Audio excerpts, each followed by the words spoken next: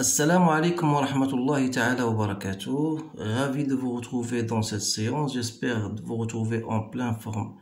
Aujourd'hui, dans cette séance, je vais partager avec vous, chers étudiants et étudiantes de la première année sciences expérimentales, un exercice concernant la deuxième leçon qui est le travail et la puissance d'une force. Alors, c'est un exercice que j'ai choisi parmi les exercices les plus importants. Donc, ça englobe, bien ça engendre les différentes questions qui se posent normalement le jour de contrôle. Donc, je vous conseille de stopper la vidéo si vous voulez pour lire et relire les questions posées et répondre à ces questions-là. Bien sûr, en se basant sur ce que vous avez vu en cours et après, vous allez comparer vos résultats avec les miens. Donc, à la barakatillah. Vous avez un solide, voilà, de masse M de kg, supposé ponctuel, et soumis à une force constante horizontale d'intensité de Newton. Il parcourt le trajet AB sur un plan incliné d'un angle alpha. Donc, la première question, déterminer l'expression du travail de cette force durant le trajet AB. Deuxième question, sachant que le travail de F, le long du trajet A vers B est 0,92, déterminer la valeur de l'angle alpha. Calculer, voilà l'angle alpha. Calculer le travail du poids du corps S durant le trajet AB, sachant que la vitesse du corps S est constante le long du trajet AB. Quel est le travail de la réaction R du plan incliné? En déduire la nature du contact, on vous donne bien sûr G égale à 10 Newton par kilogramme. Déterminer la valeur de la vitesse du corps le long du trajet AB, sachant que la puissance développée de la force est 14,8 watts. Voilà. Calculer la durée mise par le solide pour parcourir le trajet AB. Lorsque le corps arrive en B, il décrit voilà un mouvement sur un rail BCDE de rayon R. Calculer le travail du poids du corps S le long du trajet BCDE. Voilà les questions qu'on vous pose. إذا بطبيعة الحال هذا التمرين هذا فهو تمرين شامل يشمل مجموعة الأسئلة التي يمكن أن تطرح عليكم في موضوع من مواضيع الفروض المقترحة. إذا فهذا الجسم هذا فهو ينطلق من A نحو B وهو يخضع في نفس الآن إلى قوة F ثابتة. إذا الأسئلة التي تطرح لها علاقة بالشغل. إذا ما هو الشغل ديال هذه القوة هذه من خلال التنقل الجسم من A نحو B، ثم نسأل عن الشغل ديال الوزن ديال الجسم، كذلك القدرة ديال هذا الجسم، ومن خلال القدرة نسأل عن تحديد السرعة. إذا هذه هي الأسئلة التي ممكن أن تطرح. إذا هناك مجموعة من العلاقات التي يجب أن تكونوا على دراية بها للإجابة عن هذه النوعية من الأسئلة. وأظن بأن مجموع أو أغلب التمارين فهي تطرح على هذه الشاكلة. إذا بالنسبة للسؤال الأول، déterminer l'expression أي التعبير ديال الشغل ديال هاد القوة. إذا بخلاصة خصكم تعرفوا على التعبير ديال هاد الشغل ديال اف لو لون دو تراجي دو A vers B، تعرفوه هو الجداء السلمي ديال اف ا بي. إذا التعبير ديال الجداء السلمي أو التعريف ديال الجداء السلمي تعطيو بأن اف برودوي سكالير دو A B ني اوتر كو لو موديل دو اف لو فوا le module de AB, cosinus de l'angle que fait F avec AB. Alors si je reviens à cette figure-là, je sais que la force F, voilà, elle est constante, elle est horizontale, et voilà le trajet AB. Donc voilà l'angle alpha. Donc vous savez bien sûr que cet angle-là est égal à celui-là du fait que ce sont deux angles alternes internes. Ces choses-là, vous devez les savoir. Donc c'est cosinus de alpha. Donc voilà l'expression, si vous voulez, de ce travail-là. On vous demande seulement l'expression, il n'y a pas de calcul. Donc, deuxième question, voilà, sans mettre des numéros, donc je mets un étoile. Donc, voilà, déterminer l'expression de travail. Sachant maintenant que le travail de cette force-là, on vous le donne égal à 0,92 joules. Et on vous demande de déterminer l'angle alpha. Alors, d'après l'expression de F, travail, c'est F à B cosinus de alpha. De là, je tire cosinus de alpha qui n'est autre que le travail de la force le long du trajet AB sur F AB. Donc voilà cosinus de alpha. Et par suite, je peux déterminer alpha n'est autre que la fonction réciproque, si vous voulez, cos moins 1 de alpha, c'est cos de tout ce machin-là. Donc, pour ne pas vous mettre sur des résultats plus longs, donc voilà, je peux même déterminer ici, voilà, travail de F AB sur F AB. Alors, pour les étudiants qui ne savent pas cette expression, la fonction réciproque, donc on va chercher tout simplement cosinus de alpha en faisant l'application numérique, voilà, 2 fois 0,5, vous avez tout ça sur votre feuille, donc je trouve c'est 0,92, donc à partir de cette relation, je peux tirer alpha en utilisant tout simplement ma calculatrice, je trouve 23, voilà l'angle alpha. إذا ما كاينش مشكل في هذه الأمور، يعني هذا غير استعمال الآلة الحاسبة يمكن أن تجد قيمة الزاوية ألفا. إذا السؤال الموالي، calcule le travail du poids durant le trajet AB. إذا الشغل ديال الوزن لو لون دو A à B تنطبقوا العلاقة اللي عندنا في الدفتر اللي هي تقول لك ام جي زد A موان زد بي. اذا هذه العلاقه نوصيكم الله يخليكم دائما تطبقوا هذه العلاقه وتخرج من باب واسع.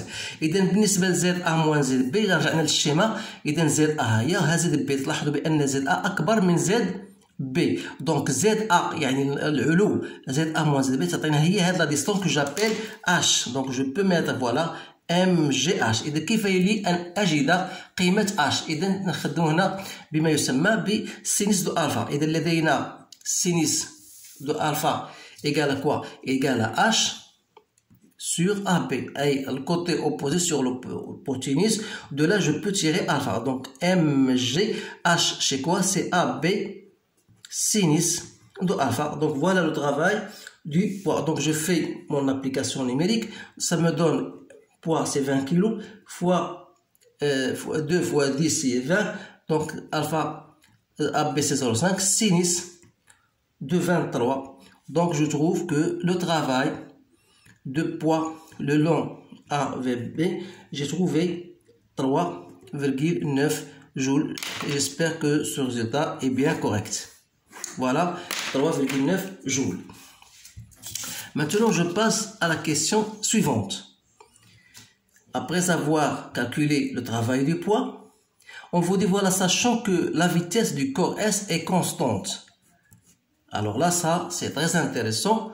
Le long de AB, quel est le travail de la réaction R du plan incliné? Parce que, normalement, le solide S, il est soumis à son poids. Voilà. Il est soumis à la force F, il est soumis à une réaction R. Mais je ne sais pas si cette réaction se fait avec frottement ou pas. Alors là, je peux me baser sur cette phrase-là qui me dit, voilà, que la vitesse est constante.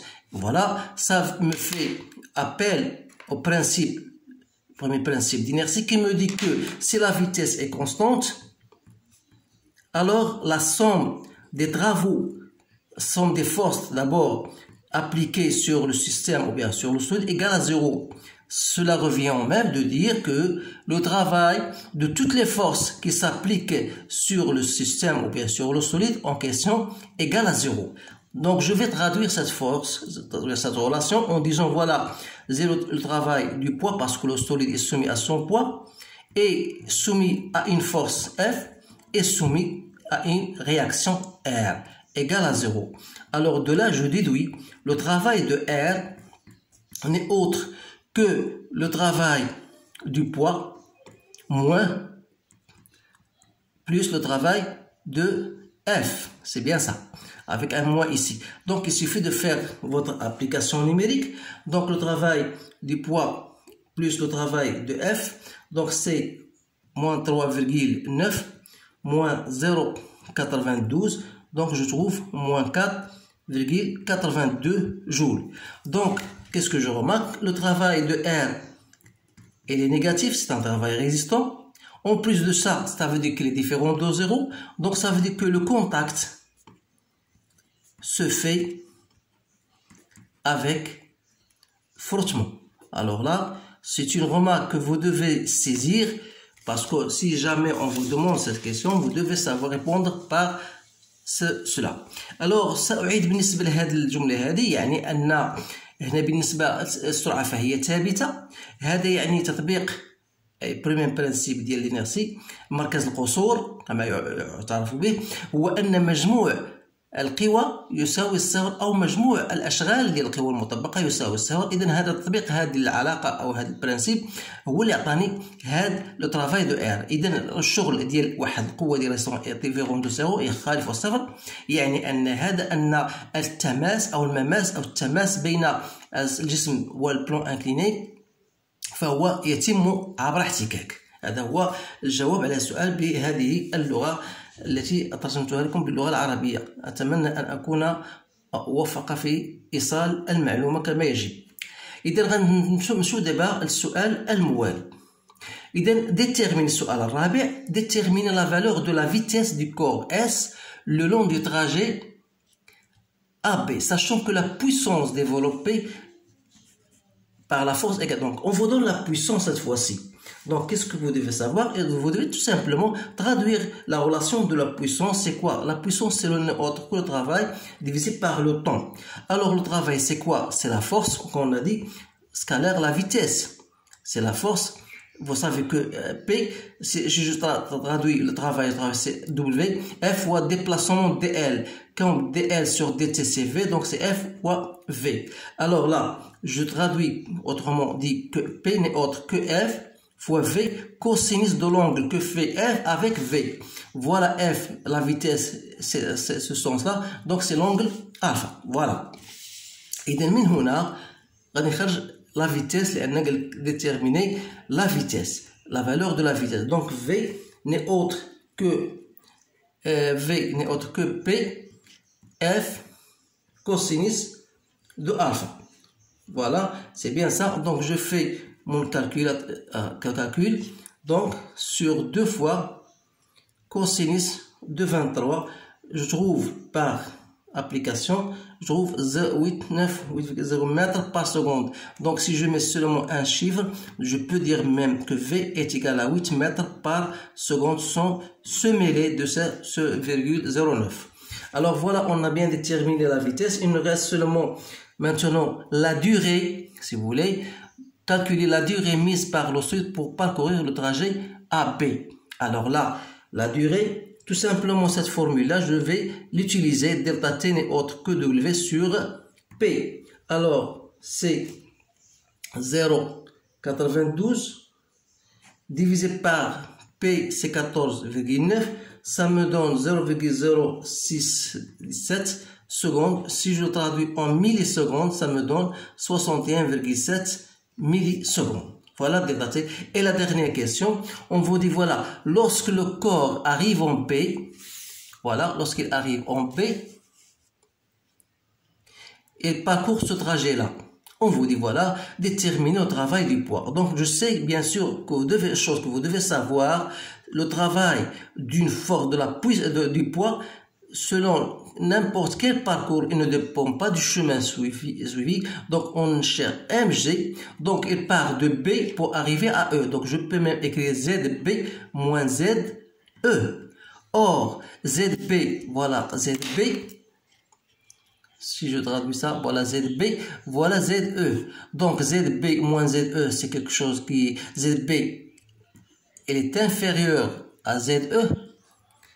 Ça veut dire que ZB moins ZE sera négatif. Donc, c'est cette distance-là que je peux même appeler H', qui n'est autre que le rayon R. Voilà. Donc, je dis voilà, c'est moins MGR. Donc, je fais mon application numérique.